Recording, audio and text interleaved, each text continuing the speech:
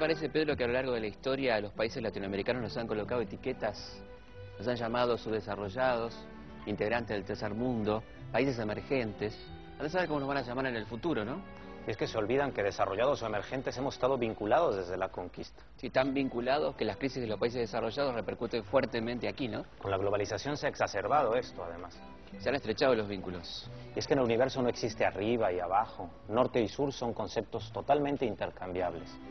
La pregunta sería, ¿cuál es el lugar que le ocupa hoy a América Latina en el mundo?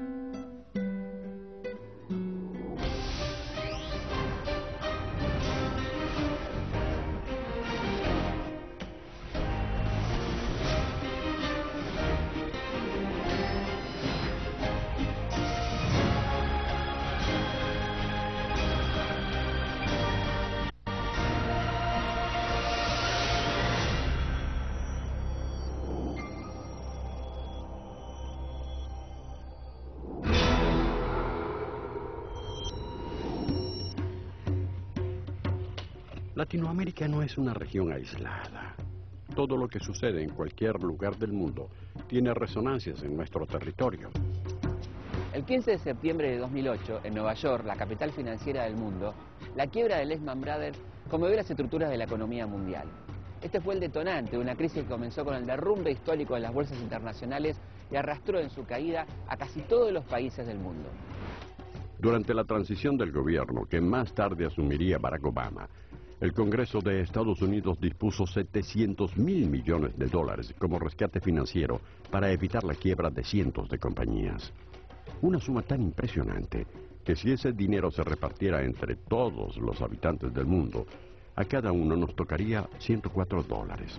No hay quien se salve cuando el país más poderoso de la Tierra tiembla como tembló Estados Unidos. El efecto que ha causado esto en nuestros países en América Latina es enorme. Yo no sé si esta crisis profunda no solamente va a tener pobreza, desempleo y dificultades en la reactivación económica. Vamos a ver si esto trajo cambios de conducta individual, cambios de conducta organizacional, si esto nos traerá nuevos códigos de entendimiento en lo comercial, financiero, bancario, social, de consumo y ambiental.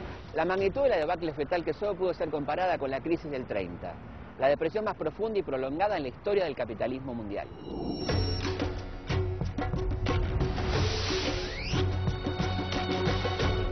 Paradójicamente, como la historia siempre es compleja y rica, la crisis, la llamada crisis económica del 30 tuvo un efecto obviamente no buscado, cuál fue el proceso de sustitución de importaciones en diferentes países.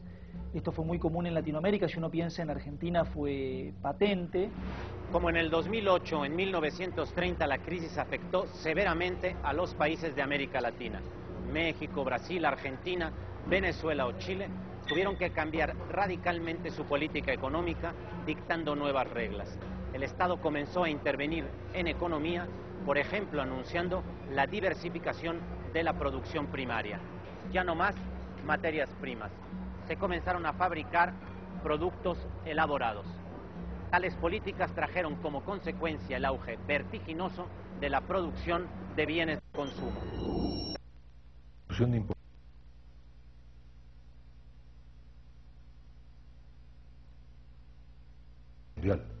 Cuando Estados Unidos y Europa se enfrascan en la guerra, entonces necesitan productos sustitutivos que vengan de la periferia. Y entonces es cuando viene el gran despunte económico de varios países. Y este proyecto de la sustitución de importaciones, bueno, tuvo un éxito razonable por varias décadas. Y nuestros países crecieron, unos más, otros menos, con cierta estabilidad. A partir de la imposibilidad de importar productos, sobre todo productos industriales, como se lo hacía hasta ese entonces de los Estados Unidos o de Europa, debido a la crisis, comienzan de manera bastante precaria al principio un proceso de industrialización que tuvo una incidencia importante, por ejemplo, en la mano de obra que necesitaron estas empresas, esta industria liviana de productos electrodomésticos, por poner un ejemplo. Por otro lado, en buena parte de América Latina, después de la crisis de 1930, no hubo industrialización sustitutiva de importaciones. Esto ocurre en el mundo andino, por ejemplo, o en el mundo centroamericano. En el mundo centroamericano, lo que sí hubo es un proceso importante de agricultura sustitutiva de importaciones. Esto es distinto a industrialización sustitutiva de importación. Entonces acá hay que prestar mucha atención a esta cuestión que ha sido reducida a esta especie de causalidad directa entre crisis e industrialización sustitutiva de importación. A principios de la década del 30, con un comercio internacional muy mermado, una América Latina que se había salvado de los horrores de la Primera Guerra Mundial comienza a fabricar los productos que antes compraba en Europa mientras sigue vendiendo materia prima. A mediados de la década del 30, Latinoamérica era el proveedor del 24% de las exportaciones agrícolas mundiales, principalmente verduras y frutas, lo que le permite expandir su lugar en el mapa económico postguerra.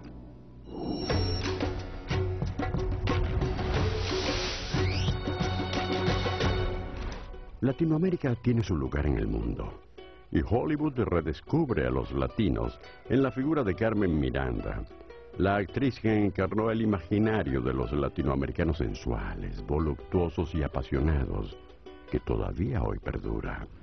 A Carlos Vives personalmente, como a los latinoamericanos en general, nos ven bastante tropicales, digamos, ¿no?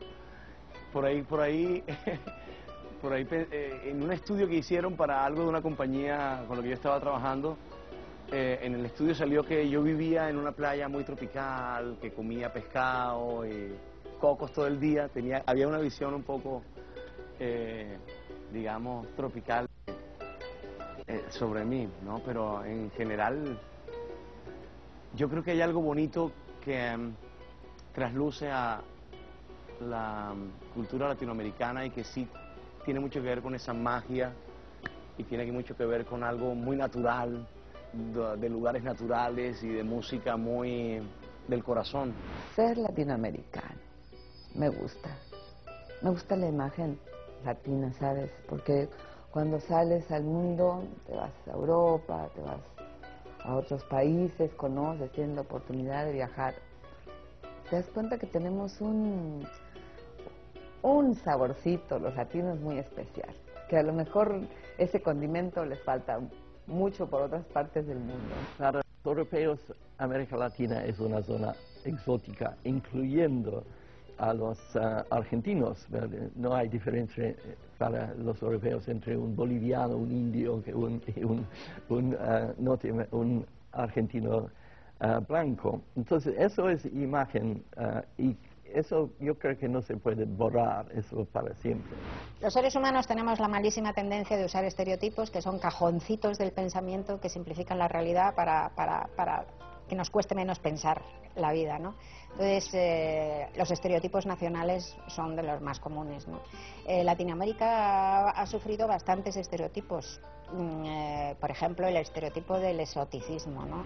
Carmen Miranda puso de moda, ¿no?, lo latino, pero lo latino era llevar un montón de plátanos en la cabeza, ¿no? O sea, y verdaderamente yo no he conocido en Latinoamérica gente con plátanos en la cabeza a modo de sombrero, ¿no? Entonces, eso era una distorsión clarísima, aparte de que ella era genial, la verdad, era divina, pero es una distorsión clarísima cultural de cómo era vista.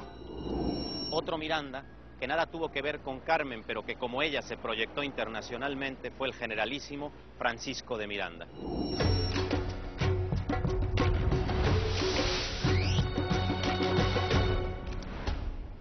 Francisco de Miranda, el primer venezolano universal, fue el precursor del movimiento de emancipación de Hispanoamérica.